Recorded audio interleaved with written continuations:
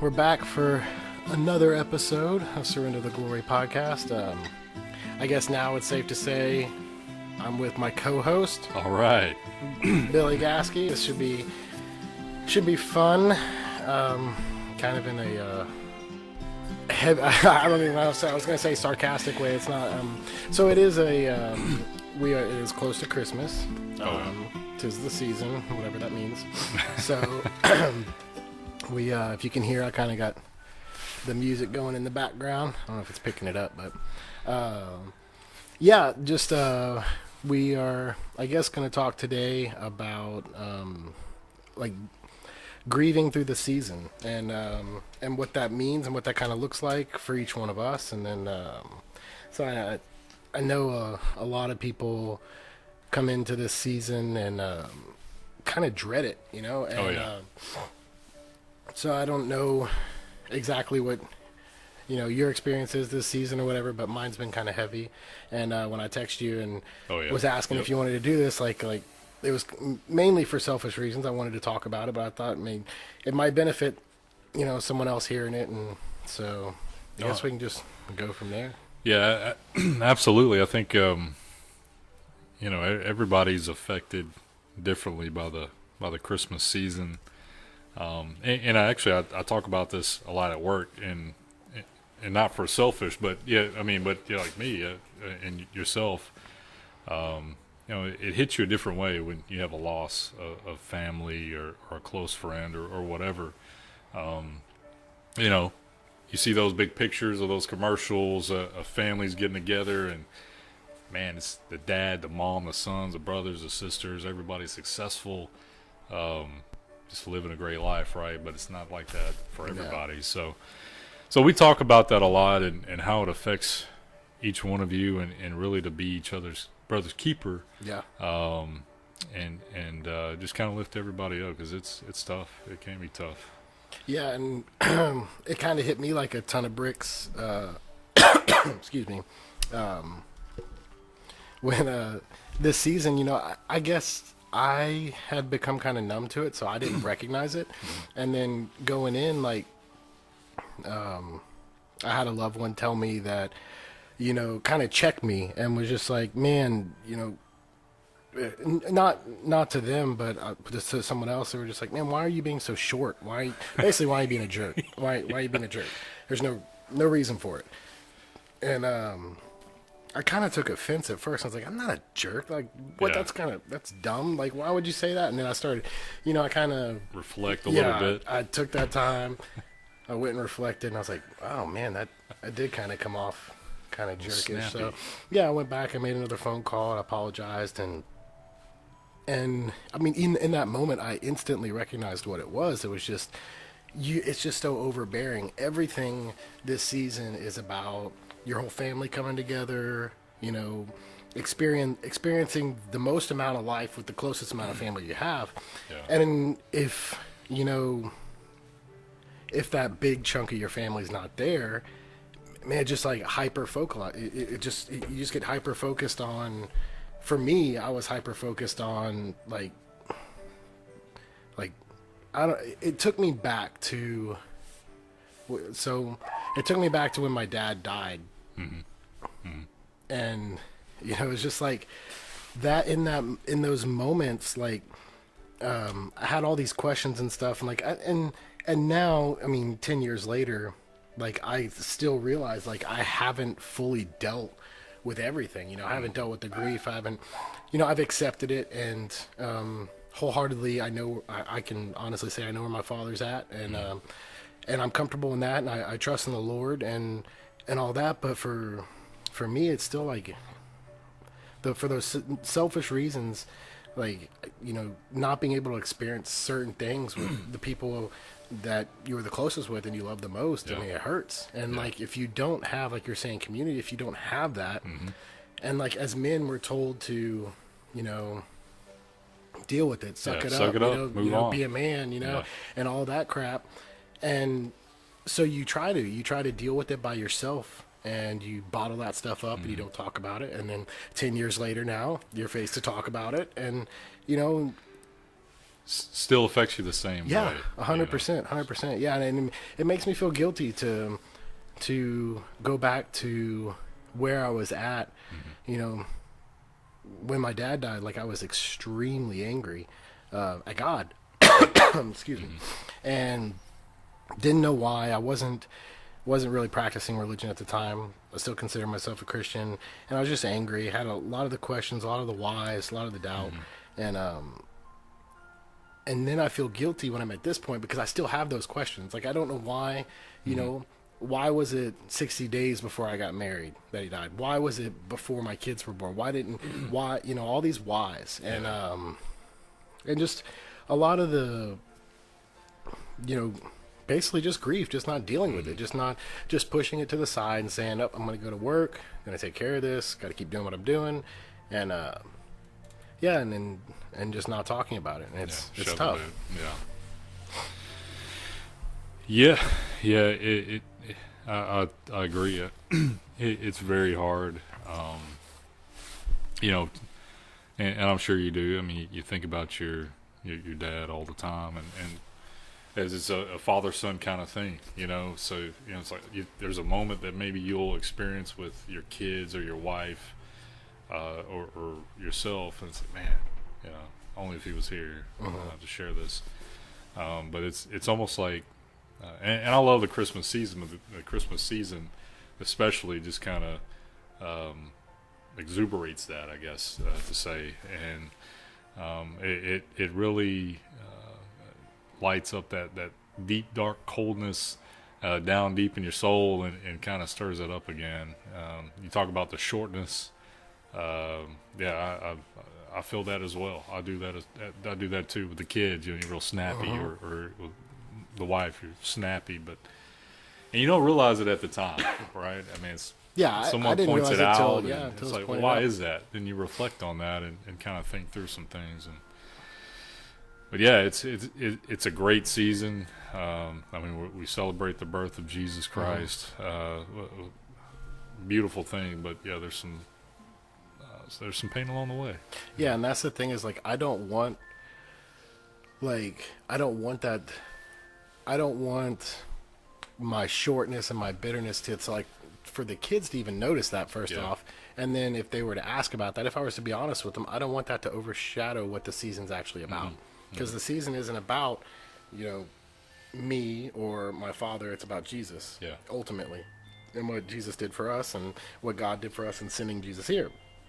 And that's what I want to focus on. So for me, like, being able to reflect on it, like being called out, basically, is probably the best thing that can happen. Because if I probably, it would have gone unnoticed on my half, and I would have just kept doing it. And so now, like, I can consciously check myself, and you know, a lot of things that I've delved into, like, help me reflect on what I'm doing, why I'm doing it, and how I can change it. And for a lot, like we were saying, you know, society tells you, you know, just shut up and move on, you know, be the man. And there's always a Bible quote that I always went to that was, you know, my favorite. It's Psalm 144, 1 and 2. Excuse me. And it says, you know, blessed be the Lord my rock, who trains my hands for war and my fingers for battle.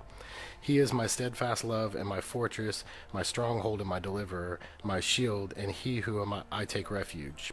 So, like, in that, like, for me, it's always been like, if there's something physical I need to do, man, you know, the Lord's my strength. I can do anything. You know, the whole quote, I can do anything in the Lord, right? That's The right. Lord is my strength. But it's so far from that, you know. And for so many years, I was reading into it wrong. You know, it's like, the Lord's blessed me with my strength so I can do these things. No, the Lord is my strength so I can do these things. And I've always put that towards the physical, you know, like, move this rock, or lift that weight, or, you know, run this distance. But for me, what I never really applied it to is, like, the mental or the spiritual battle. Like, those things that society tells you, go out alone, you can do it on your own, you don't need anybody else. Like, I applied those things to the spiritual and to my mental battles. And you can't, you know, like, especially, the spiritual battle, you can't do it alone. It's God's strength that can only get you through that. That's not a battle you can win. You're right. No matter what. Because you can see every single person but Jesus on this earth has failed that battle. So for me, it's like to recognize in myself, I guess, that the need to be able to talk about these things, even though it sucks to talk about them. Oh yeah. Like it's like pretty much shaking right now. It's not like it's not normal, right? Not yeah. It's not normal for me, and I'm never really like. I mean, I can talk about who my father was for me and how I felt about my father and the great things that he did. But then when it comes to talking about like my actual feelings of what it's like to lose my father, it's like a totally, another planet. It's a whole nother universe, and it's like super uncomfortable and puts you out there and makes me feel, I don't know, I guess makes me feel weak or vulnerable, you know? And so. I mean, we're all human, right? We're going to feel those things, and sure, it's not normal, but man, to talk about it, get it off your chest, open up, and like you said earlier, community. I mean, that's the biggest thing to help strengthen yourself. Not only, through Christ, but man, just having that community and talking, being open and honest, and don't shell up. We were talking a little bit about that earlier, shelling up and living in that deep, dark place, because that can only get you into a worse spot. Yeah, and it's like, I think it's like these different levels of connectivity too, because like there's a guy I talked to at church, thought it was really interesting. I started talking to him, and he said he doesn't like to have conversations unless they're meaningful. He'd rather be quiet. And I'm just like, so I took a step back and listened about it. I was thinking like, okay, he's like, yeah, small talk. He's like, I don't do it. Yeah. If you want, how's the weather? No, I'm gonna walk off. And I was like, that's brilliant, because how much breath is wasted, to when like, and he's open and honest about it right off the bat, so it's like, okay, so if I'm going to engage with you, which I want to, it's going to have to be something meaningful, or I'm not going to have your attention, something of value. And to that different mindset is beautiful, because like we were saying, I know a lot, even in our small groups, you come to learn people's stories, and it's interesting to see their stories, and I love that aspect of learning people's stories and how the Lord shaped them and how they got where they are at. And sometimes these stories are very traumatic, or they're very inspiring, or they're super, super heartbreaking, and they're hard to comprehend. But the other side of that is, how were they feeling when they were going through it? So for me, like truly listening to someone sharing their grief it's changed me. It's like, for me, when I used to pray, I used to I'd hear what the person was asking me to pray for, or whatever I needed to pray for, and I would pray for it, but it was it wasn't, I wouldn't say it's emotionless, but it wasn't coming from a point of where my prayer is today. So it's very surfacey. Yeah, like, okay, get it done. Yeah, get it done. Check that box. Yeah. But now, like having shared my stories and having people pray for me, and watching how they've prayed for me, and just like being overwhelmed by it, and it really shapes you. So like, for instance, when someone is sharing their story, basically what I like to do is put myself in their place. I know that I've never lost a child. Certain things I haven't done, but the mindset I try to go to is not saying put myself in their places, saying as like an empathy or a sympathy. It kind of is, but putting myself there so I can truly feel their grief and their pain, like to really I think it's more than sympathizing with it. I think it's recognizing it. You Right. know, it's so easy to sympathize with something like, oh yeah, I can imagine that too. But to truly sit there and try to imagine what that would be like, and then shape your prayer around that. I think that's one of the biggest things that I've taken away from being able to share my story and my loss to what I've got and gained from that. Because I've had that for me. And when you feel someone pray for you like that, it's not like surfacey, or it's not like it's with this like conviction and this passion and this, like, they understand where you're coming from.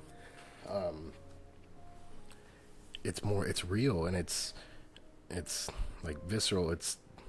It makes you feel like you're one, like you're part of this. You're understood, you're listened to, you're recognized, and that your grief is real and it's okay, and that other people have felt grief that way, and they're trying to help you out as much as they can. So I agree with that. So what you got? So I mean that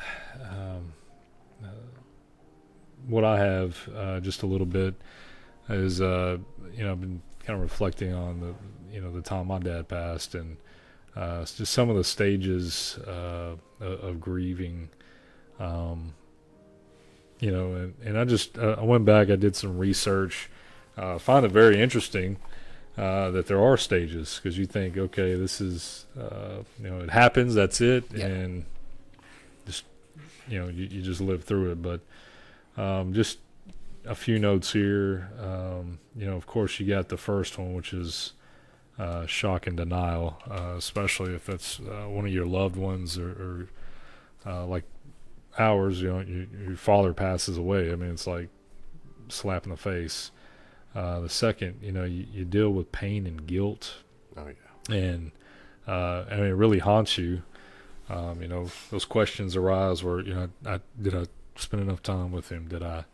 Man, I should have went to those doctor visits, or should have done this or that. So that the guilt sets in, and then you step into the anger and the bargaining. So you become mad. You step in. Next is depression, and I'm sure I feel like everyone goes through that during a time of death, and you get into a deep, dark place. But then you start kind of you actually get to an upward turn. That's stage 5, and then I guess that's when you start feeling somewhat better, and recognizing, okay, this is the plan. 6, reconstruction and working through. Then it leads to acceptance and hope. But and the funny thing, or I say the funny thing, but is it says that this process can take anywhere from 2 to 4 years once accepted. And it could, and yeah, it says could be longer or shorter for some. But it's crazy because, like, as you're going through each one of those, I can pinpoint every single one of those in my head when it comes to my father. Those moments, and see, like, one, the shock and denial came before he even died. It was two years to the day before he died. I was in the room with him when the doctor came in and said he had cancer. Oh yeah. And I'm just like, no, nope, not my dad. My dad's invincible. This is, nope, you're wrong. Check your chart again. And my dad sat there, and we had just lived through a 10-year battle of my grandmother having cancer and just passing away. She was at our house for hospice, and she passed away the day after my birthday, 2 years prior. And so getting this news was just like a sledgehammer to the chest, Oh yeah. And I'll never forget it. My dad turned to the doctor, and he saw how much my grandmother suffered, and she went through all the surgery. She did everything, the chemo and everything. He saw what she went through to get that time, And he looked at the doctor and he says, "How long do I got if I don't do anything?" Yeah. The doctor said 2 months tops. And he's like, "Okay." He's like, "If I do everything you say, how long do I got?" He said, 2 years. But we could find other medicines. Methods and things. Yeah. It was almost 2 years to the day. Oh wow. Yeah, my dad passed. And the doctor knew what he was talking about. So Yeah, man. I called him with a couple of choice words, but he was a nice guy. Yeah, it's hard to accept. It's hard, man. It's real hard is. when your dad's laying there and he's of sound mind, but his body's failing. You know, Yeah. he had multiple myeloma with amyloidosis, which is a cancer in your blood. He got from Agent Orange in Vietnam. Yeah, so then it just makes you even more mad because you know all that behind it, and man, it was tough.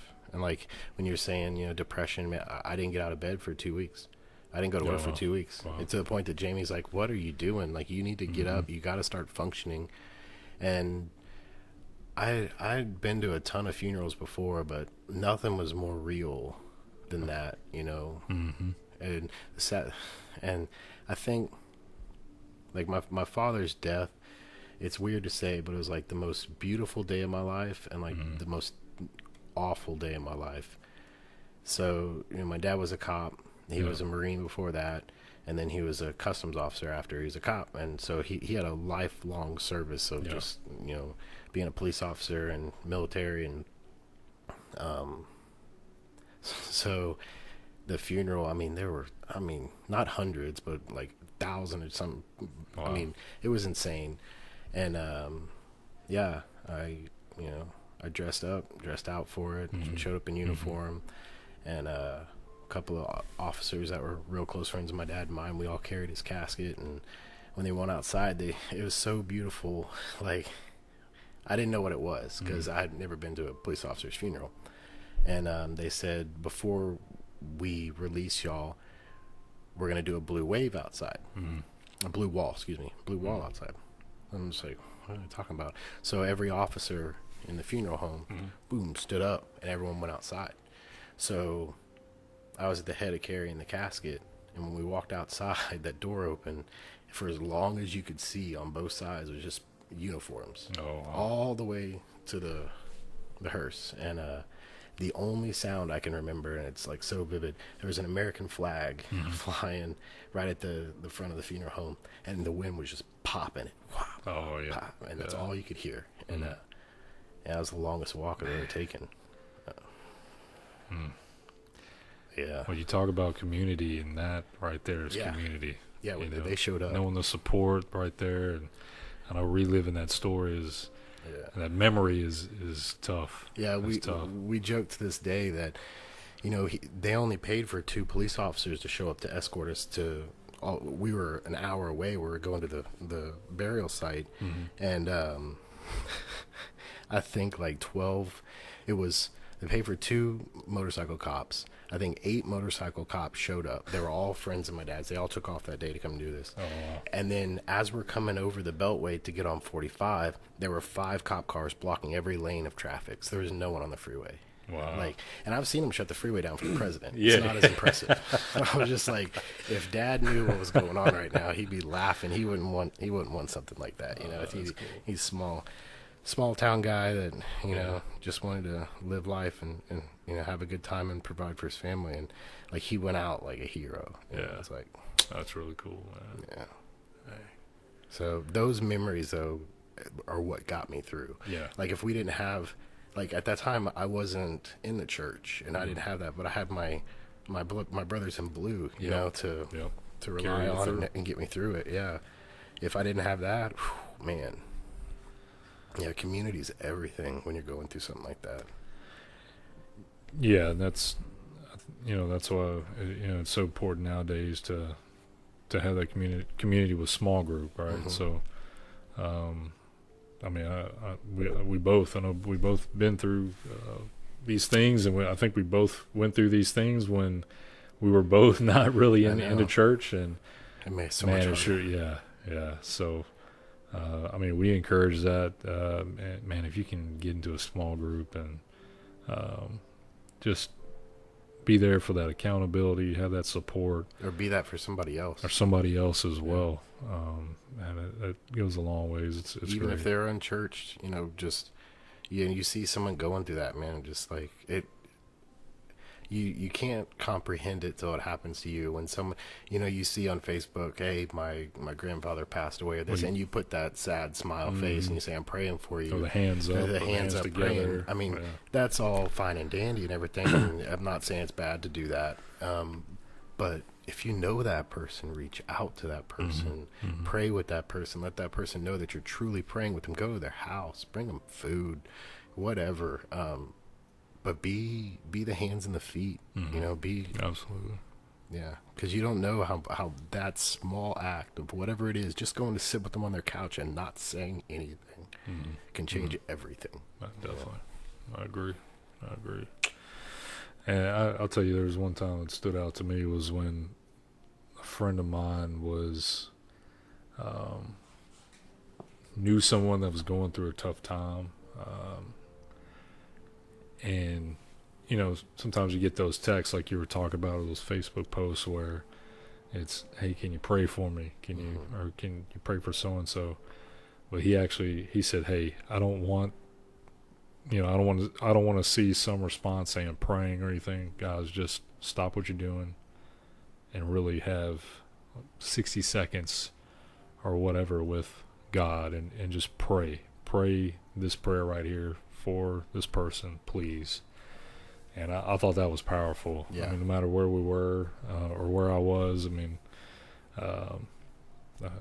was very direct, and to do that rather than just clicking like or just tossing back a thumbs up or something. Yeah. But it was very powerful. Yeah, it's interesting the power that prayer has and how people actually take it for granted. I think people say, and I used to do it all the time, you have your go-to prayer excuse me, for dinner, your go-to prayer for whatever reason, but it being just going through the motion compared to having that softened heart and that change and that real love to want whatever that person's going through at that time, whether it's yourself or whether it's someone else you're praying for, to feel connected and loved, and that it may not be okay right now, but it will be okay. Yeah. And you can move on from this. Death is not final, and we know that as Christians. We know that, death is just another step of life, and, none of us get out of life alive. Right. It's going to happen. So, but dealing with it is a whole nother beast. It is. And, but just, I don't know, man, like we said, if you know someone that's hurting or someone that's grieving, just be that extra minute to call them. Or if they don't talk on the phone, send them a text. But don't make it intentional. You can change your life. I mean, you never know. Yeah, I mean, it's crazy. Some people just outcry because they're hurting all the time. And I watched a weird documentary. You always watch weird documentaries.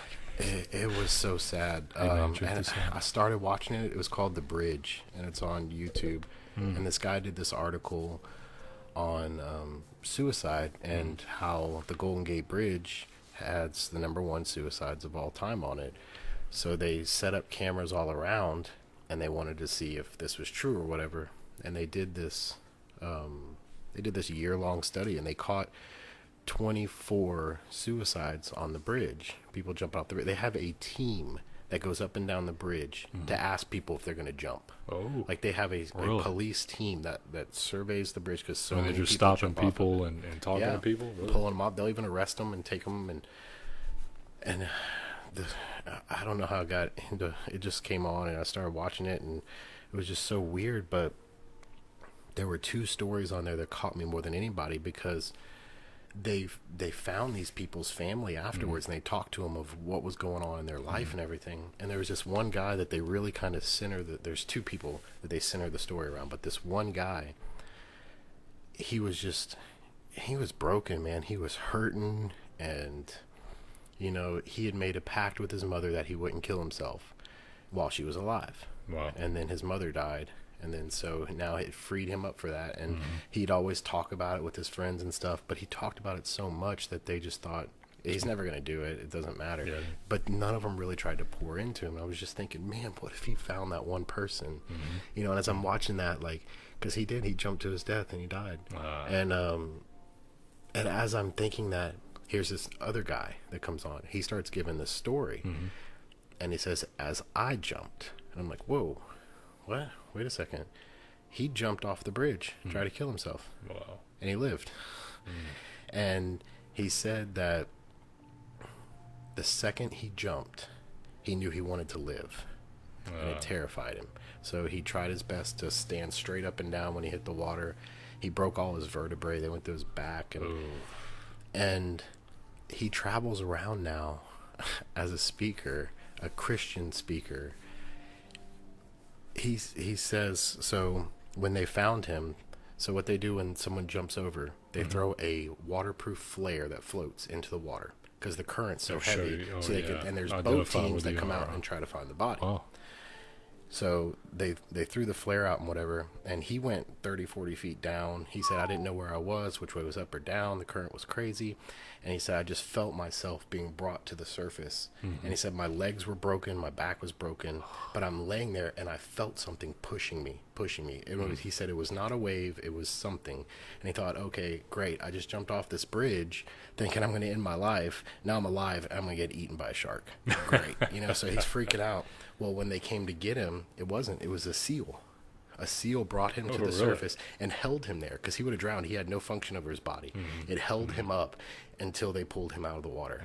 For 23 minutes, it held him up so they can until they got to him and pulled him out of the water. And he says only God could do that. You know, he's like, this isn't so. And he had a lot of mental disorders, and he still does, and he still battles them, and suicide and depression are a lot of his. But when he was going in the bus to take his own life because he was hurting so bad, he said he skipped school. He got in a fight with his dad. He said, I skipped school. He got off his medications. He didn't want to be on his medications, and he bought a bus ticket, and he was going to the Golden Gate Bridge. That's how he was going to do it.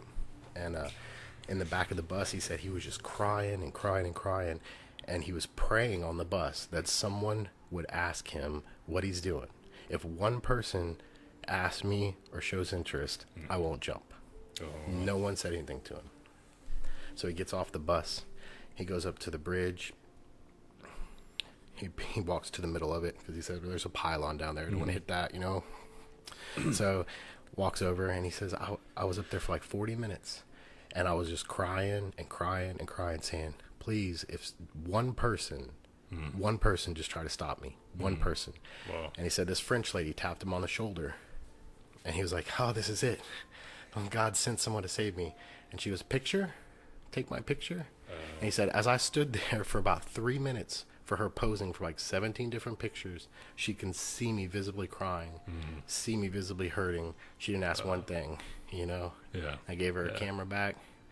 And, you know, he was saying, you know, her not recognizing that. He didn't have any animosity towards her. Yeah. Because it wasn't, you know. But he's like, you know, but her distracting me for 3 to 4 minutes put that seal there. So, you know, so he's like, you got to look at the bright side, you know. But it was a positive. All he wanted was one person. One person. He's like, I ran into 100 people that day on the way to the bridge. He said there was hundreds walking up and down the bridge. Not one of them stopped me and asked me, what am I doing and why am I doing this? Or am I okay? Just ask me, am I okay? No one did. You know, I think today, you know, today's society, you know, we all have our blinders on and tunnel vision. Our heads are buried in our phones and our emails and text messages where I don't think we see what's in front of us a lot of the time. But that's an incredible story. Yeah, and he travels now. He's been on a bunch of morning shows. He's been traveling now for 2 or 3 years. I think that documentary was made in 14 or 16, and he went through a bunch of surgeries to get okay, and he's married and married now, and they have a full-time nonprofit that they run to try to get people off the streets and out and recognize the mental disabilities. Cool. And what's the it's called The Bridge. It's extremely hard to watch. I'll tell you, all they're doing is documenting these suicides and then talking to the family to try to understand where the people came from. Yeah, that's what you're going to get from it. It's hard to watch. Well, I know Miriam likes Yeah. these off the wall kind of Yeah, it's on YouTube. documentaries, It's so it's I'll free to definitely check watch. it out. But I started watching. I'm like, man, why am I watching this? Just kind of And pulls you then in. yeah, it pulls you in, and Yeah. then they start talking to the family. They start talking about how some of these people had no signs whatsoever that we would have never have known, And then some of them talked about it for years and years Yeah. and years, and the signs were there, but no one took them seriously because all they did was talk about it, and they never did anything. So Wow. yeah, just recognizing that, and we do that. And it's like with work, we have like suicide prevention training that we have to go through every year, and everyone's like, oh, this is back again, But like, as I'm doing it, I'm thinking, man, how many people do I work with that have had these thoughts before? Because I've had those thoughts before. So if I've had them, who else have had them? Sure, somebody else. So yeah, just I don't know. It's if you see someone hurt, and just do your best to pour into them. That's all I can really say. Definitely. Yeah, it's interesting though when you look at life how, like our father's story is kind of parallel with the cancer and the passing, and it's you see. I don't know how you can form these bonds. Like I don't even know how to say it. Like when my dad passed, my uncle walked in the room, and he had lost his father about 10 years prior. Oh yeah. And I was there for that too. It was pretty harsh. He had lung cancer. He went through hospice too, and he came over, and he's not a man of like many words, and he put his arm around me and my brother, and he was just like, you know what? He's like, I hate to even do this, but welcome to a fraternity that no one wants to be a part of. And he's like, once you lose your father, he said it changes everything. Yeah.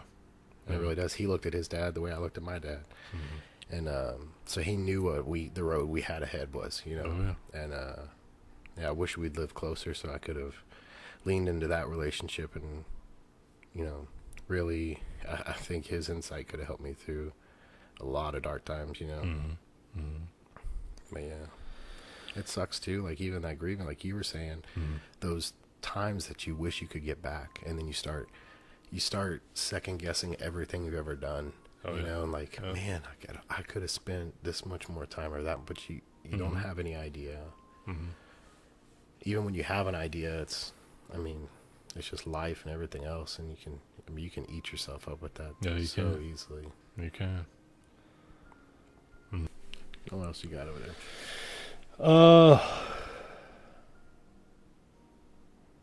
I guess I'll talk a little bit about, I don't know how good we are on time, but I'll talk a little bit about, but so my dad, he had passed as well, colorectal cancer, back in 2011, and he was diagnosed only 3 years prior, so 2008. So I remember around that time too, we had a good friend of ours back when we lived in Wallaceville or Anahuac, it's a real small town, and he had just passed from the same diagnosis. So and my dad just recently had gotten that. So of course, the family and I, we pack up, we go to the funeral and stuff, and then everything kind of sets in and starts hitting home.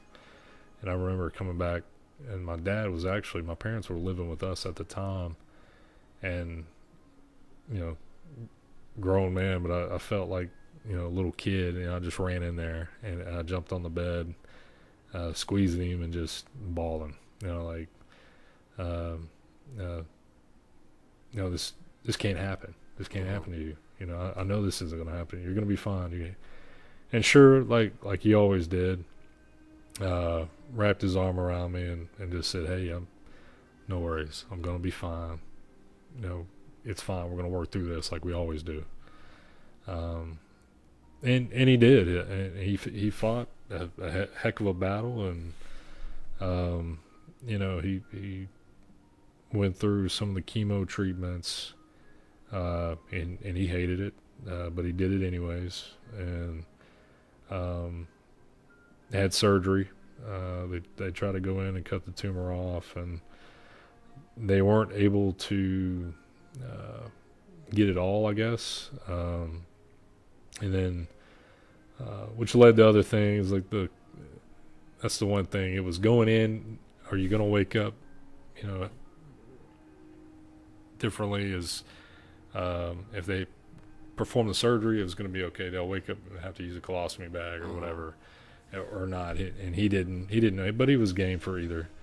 But they couldn't say that, so that was another step in the process. More chemo. Then it led to radiation. And along the way, it was a lot of inconsistencies from the doctors. One day or 1 week, it's like, he's doing great. Looking, it's going to be awesome. It's great. And then the next week, it's like, they give you the bad news. It's like, what's going on here? But I think he knew, or I know he knew. And he started getting to where that, towards the end, where he was frustrated, he was tired, and he didn't want to go to the doctor. But, he went anyways. And then down the line, you start having those talks, and that's when I knew something was up. And we'd kind of sit by ourselves outside.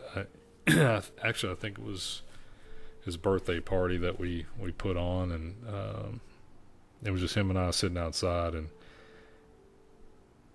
he wasn't really a beer drinker, but he wanted a beer. Let me get one of those Dos Equis. I like Dos Equis. So we sat outside and we had one together, and he was kind of recapping, Mom, hey, make sure you take care of her. Hey, do this and do that. And don't say that. Come on, you're good. Don't worry. But I will, and agreed to a lot of things. And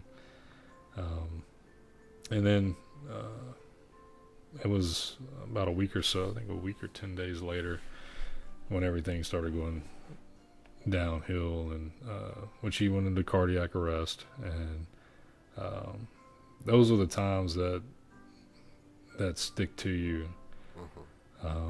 The phone call at work, get here as quick as possible. The whole time, you just like I would say scream. I was probably screaming, crying, bawling, because my phone was blowing up. And so that's when I got there, and we took us to the back, spoke with the doctor, and then of course they knew, and Dad didn't want to be he had already lost too much oxygen to his brain, so and he didn't want to be just kind of held on the machine. So we all went in and said our goodbyes, and so those are the times that stick with you and burn with you forever, especially when those anniversaries come around. But there's something powerful in those times too, though. Mm-hmm. And I've shared this story with you and lots of other people, and I'll continue to share it till the day I die, and I hope it comes true for me too. When my grandmother passed, she was in our house, and she was completely sound mind. She was just on hospice. Her body was failing her, just like my dad. And the night before she passed the following morning. The night before she passed, I went to check on her, and she was talking to somebody. And I was like, "Who are you talking to?" And she's like, "Jay, your grandfather. Yeah. He's standing right next to you. You don't see him?" Oh, wow. And I was just like, "Whoa, okay." And I had conversations with her all day long. She wasn't loopy on drugs or anything like that. Yes, she was medicated because she was suffering, but it blew my mind. I'm like, "Oh my goodness, okay." And she's like, "Yeah, he's standing right next to you. You don't see him, He's like, "Then tell me you see the angel in the corner, in the rocking chair." And I looked over, and I'm just like, okay, now I'm freaked out. Yeah. You know. Yeah. So I went and got my mom. I was like, hey, something's going on. And we came back in the room. Me and my mom did, and she's steady talking to Jay. Yeah. Really? Yeah. Really? So I'm like, okay, she's JD's right there. You don't see him? like we're the crazy ones. He's standing right next to you, you crazy lunatics. Oh. And there's an angel next to him. I'm just like, wow, okay. So I'm like, that's interesting, you know? And so a couple of years go by, and the night before my dad passed, he was laying in bed with my mom. And my dad was 50, I think he was 56 at the time. Mm-hmm. Still, I mean, like I said, sound mind, his kidneys were just shutting down. Oh, yeah. And from the amyloidosis. Excuse me. And he was laying there, and they just got finished playing dominoes. They went to church the night before, and they came in, and he's in the hospital room. They brought him to the hospital to check on him. He was going to do his regular checks, and he's staying overnight. And he turned to my mom, and he's like, man, can you turn the TV down? It's so loud. And she was on her phone, you know. And she was like, yeah, okay. So she grabs the remote, and she starts to turn it down, and she realizes it's on mute. Oh. So she's like, oh, sweetheart, it's not on. He's like, the music is so loud. You don't hear that? And she's like, no. And he's like, can you just turn it off? Mm-hmm. So she turned the TV off. And he's like, the music is still so loud. And he sat up, and he looked in front of her, and he was like, oh, wow. And she's like, what? He's like, your mother is standing in front of the bed. You know, and so my mom's like, what? Like, and she's like, yeah, you know, and so my dad wasn't on like crazy. He was there for regular checks, but you know, he was still going through his chemo and stuff like that. So he wasn't on like morphine or crazy anything like that. And the nurse came in, and she's like, oh yeah, that happens all the time. You know, they see loved ones or angels, but it's all in their head. And she walked out, and my dad's still looking ahead, and he's like, no. No, you know, I know what I see, you know. So it was just like, it was so profound that my grandma saw her husband, you know, and my dad was super close with my mom's mom, you know. And she lived with us, and my mom took care of her, and my dad took care of her, and yeah, for her to come for him, you know, to show him the way home was is like, and that was just the night before, and like the next morning when I got the call, the doctor told me to come in. That's what's so hard was, I came in, he's laying in the bed, and we're having a conversation just like you and I are having. Yeah, I'm like, there's like nothing wrong with my normal. dad. What are you talking about, you know? And then less than 2 minutes later, luckily I got there when I did. My brother got there, his brother Danny got there, and his mom got there, and Jamie got there, and we're all in the hospital room, and the doctor said his kidneys are less than 10%. We got to put him into a coma to see if we can, medicated coma to see if we can bring his kidneys back. So they put him under, and I just wish, that's one of my biggest regrets, that I wish I would have told him I loved him before he went under, you know, because I didn't know. They just came in, pushed it in there, and he was asleep, and we're like, and then next thing you know, the priest comes walking in the room, and we're just like, what? You know, I'm like, no, this isn't happening, you know, this isn't happening. No, why are you here, you know? And he just asked us to all put a hand on my dad, and he said the Lord's Prayer, and when he said amen, like, the machine just, his heart rate just lowered and lowered and lowered, and then when he said amen, it just flatlined. It was just like, you know, it's,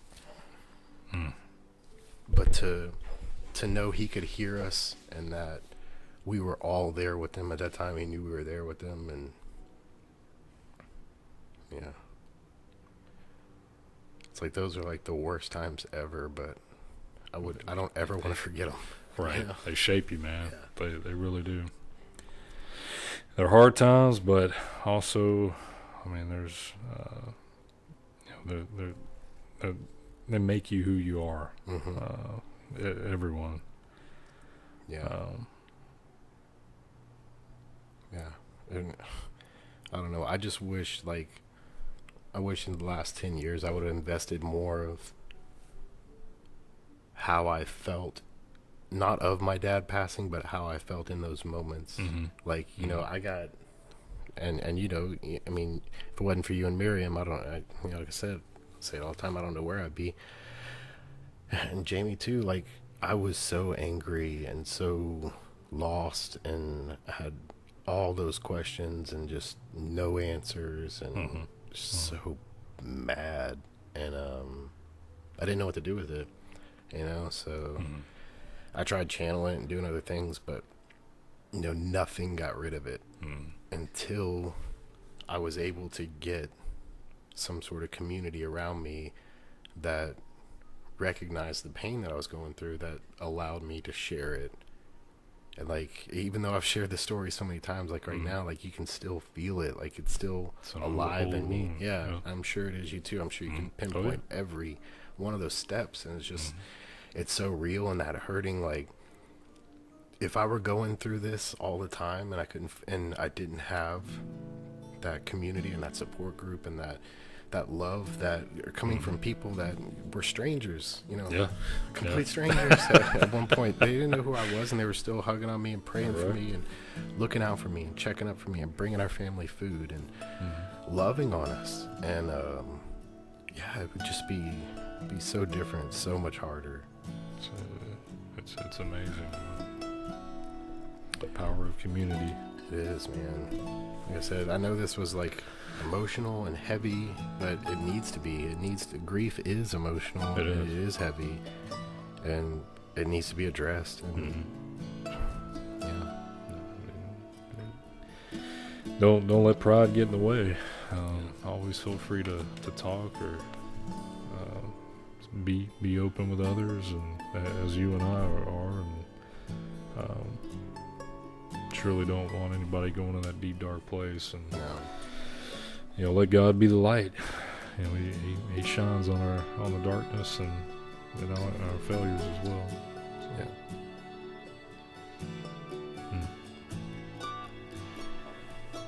So that's pretty much all I got. That's how, addressing it, man. That's what it is. It's the importance. Grief, you can't, much like everything else, you can't go out alone. So hug your family a little bit tighter and call your buddies. And if you don't have either one of those, contact us. Absolutely. 24/7.